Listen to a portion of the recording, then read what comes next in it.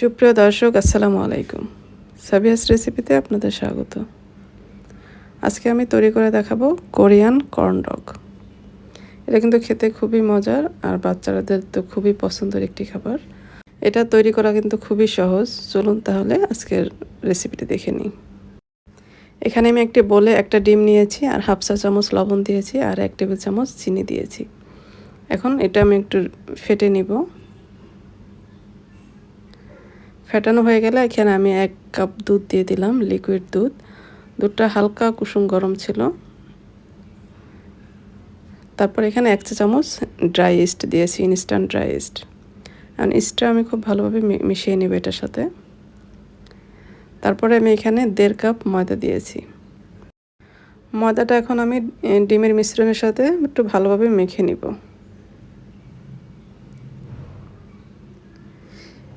এই অবস্থায় যদি পানি দরকার হয় আমরা একটু পানি দিয়ে দিব। ব্যাটারটা কিন্তু খুব বেশি পাতলা হবে না, একটু ঘন টাইপের ব্যাটারটা হবে।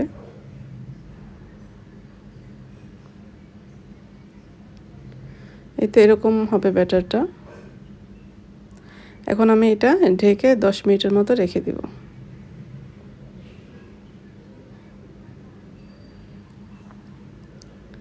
এদিকে আমি সসেজ নিয়েছি আর নিয়েছি মজরেলা চিজ। সসেজ কিন্তু যে কোনো সুপার শপে কিনতে পাওয়া যায় বা বড় কোনো মুদির দোকানেও এটা কিনতে পাওয়া যায়। সসেজটা আমি একটু কেটে ছোট করে নিয়েছি আর এটার এই মাপেই আমি মজরেলা চিজটাও কেটে নিব।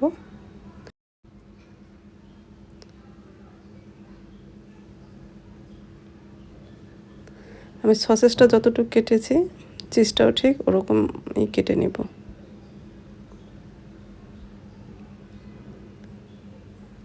এই তো আমি এখন এইভাবে কেটে নিয়েছি সবগুলি।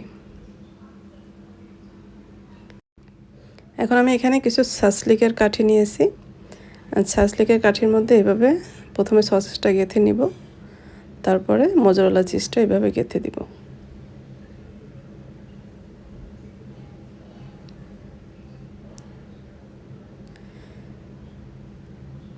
এই তো এরকম করে আমি এখন সবগুলি সসেজ এবং মজরেলা চিজ এভাবে গেঁথে নিব।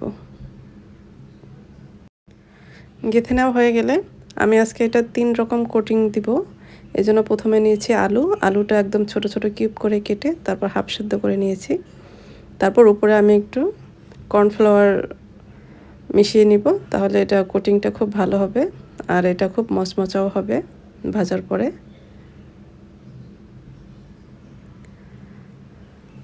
তারপর আমি নিয়েছি নুডলস, ইনস্ট্যান্ট নুডলস যেগুলি আছে আমাদের, ইনস্ট্যান্ট নুডলসটা একটু গুঁড়া করে নিয়েছি আর নিয়েছি ব্রেড ক্রাম্ব। এদিকে আমাদের ডোটাও কিন্তু একদমই রেডি হয়ে গেছে।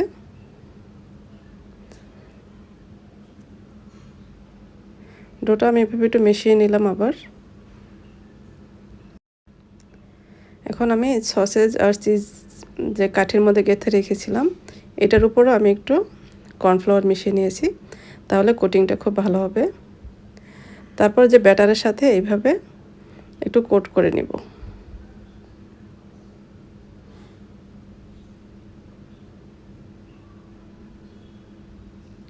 পুরাটা যেন খুব ভালোভাবে কোটিং হয়, এভাবে কোট করে নিতে হবে। তারপর কোট করে নেওয়া হয়ে গেলে প্রথমে আমি নুডলসের মধ্যে এটা একটু গড়িয়ে নিব। একটু চেপে চেপে নুডলসটা লাগিয়ে দিতে হবে।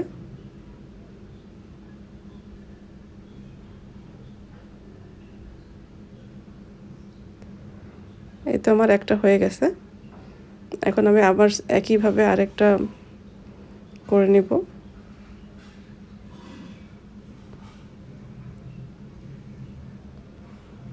প্রথমে ময়দার ব্যাটারটা আমি সসেজের চিজের সাথে লাগিয়ে নিব। তারপর এবার আমি এটা আলুর কোটিং করব। আলু কেটে রেখেছিলাম, আলুটা আমি কেটে ছোট ছোট কিউব করে তারপরে পানিতে হাফ সেদ্ধ করে নিয়েছিলাম। তারপর এটা আমরা ব্রেড ক্রাম্বে একটু কোট করে নিব, তাহলে কোটিংটা খুব ভালো হবে আর খুলে যাবে না।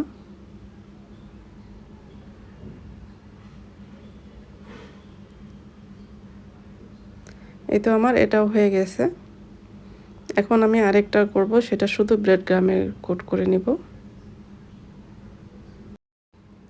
এটা দেখে একটু ঝামেলার মনে হতে পারে, কিন্তু এটা বানানো কিন্তু খুবই সহজ।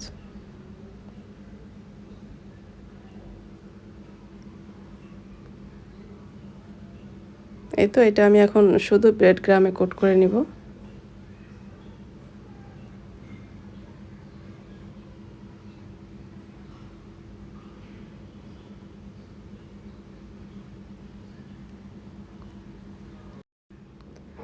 আমি এখন এইভাবে সবগুলি করে নিব। আমার এখন সবগুলি তৈরি করা হয়ে গেছে। আমি এখন এটা ভাজতে চলে যাব। ভাজার জন্য আমি এখানে ফ্রাই প্যানে তেল গরম করতে দিয়েছি। তেলটা গরম হওয়ার পরে তারপর আমি এগুলি দিয়ে দিব। এটা যখন তেলে ছাড়বো, ছাড়ার আগে এভাবে হাত দিয়ে একটু চেপে চেপে দিবেন।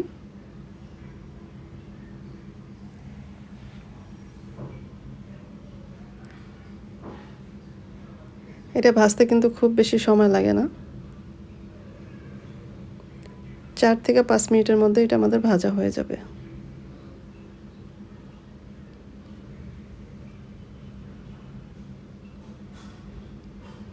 এক সাইডে কালার চলে আসলে আমরা এটা উল্টে দিব।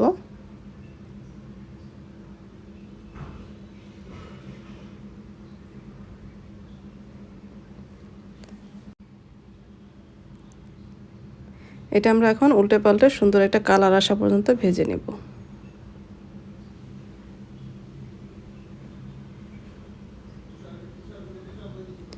এতে আমার এগুলি ভাজা হয়ে গেছে। আমি এটা এখন তেল থেকে তুলে নিব।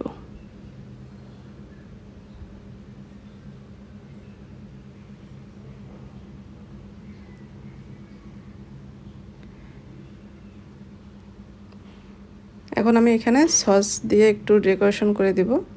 আমি প্রথমে মাস্টার্ড সস দিয়েছি, তারপরে উপরে চিলি সস বা টমেটো কেচাপ যে কোনো সসই দিতে পারেন। সসটা দিয়ে এটা খেতে কিন্তু বেশি ভালো লাগে। এই তো আমার তৈরি হয়ে গেল খুবই মজার কোরিয়ান কর্ন ডগ।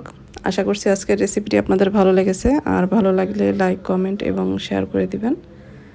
আর যারা আমার রেসিপিগুলি ফেসবুক থেকে দেখেন, পেজটি ফলো করার অনুরোধ রইল। আর যারা ইউটিউব থেকে দেখেন, চ্যানেলটি সাবস্ক্রাইব করার অনুরোধ রইল। সবাই ভালো থাকবেন। পরবর্তী রেসিপি দেখার আমন্ত্রণ রইল। আজকে এ পর্যন্তই। আল্লাহ হাফেজ।